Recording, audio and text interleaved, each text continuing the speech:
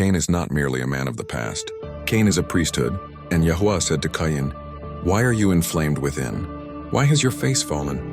Bereshith 4.6. Cain is not merely a man of the past. Cain is a priesthood. He is the ministry of the ground, the keeper of the dust, the worker of weight, measure, labor, and blood. His offering rises from the soil, dense, slow, bound to time and survival. Abel, by contrast, ministers from breath. From flock and firstborn, from life that moves, ascends, and listens.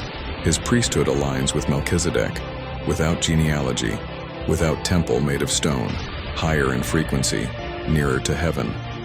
One ministers upward, one ministers downward. Both stand before Yahweh. And Adam knew Hawwah his wife, and she conceived and bore Qayin, and said, "I have gained a man, Yahuwah." Bereshith 4.1. This is not blasphemy, it is mystery. For Cain is not born outside God, but within the permission of God. He is strength, avenger, builder, warrior, the power that subdues the earth. Thus the scriptures do not deny him. They question him. When man invents a devil outside Yahuwah, he divides what Moshe declared indivisible. Hear, O Israel, Yahuwah is one. To say there is another sovereign force is to worship twice.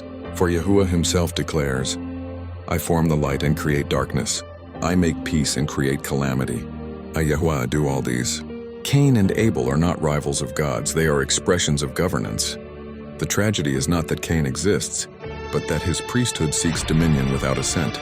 When Cain's way hardens into law without mercy, structure without breath, obedience without intimacy, then Dan rises as judge and leadership becomes administration.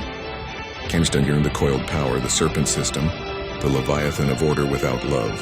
Not a monster, a mechanism. 6 protons, 6 neutrons, 6 electrons. Atom, carbon-bound, earthly, measurable. When the right hand is raised and the forehead consents, allegiance is not to a beast of scales, but to systems of survival that promise security and demand surrender. The exchange is subtle. Labor for bread without rest, tribute without equity. Sons trained for wars. They did not choose daughters consumed by economies of desire. This is not accusation. It is observation. Cain is exiled not across land, but across consciousness.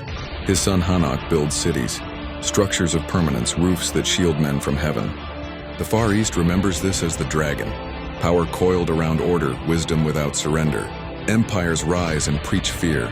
Lakes of fire, endless torment. Not to awaken men, but to keep them vibrating low, obedient through terror. Yet the gardener still walks the field. The serpent is ancient, yes, but it is also the lowest wisdom. Knowledge without love, power without sonship.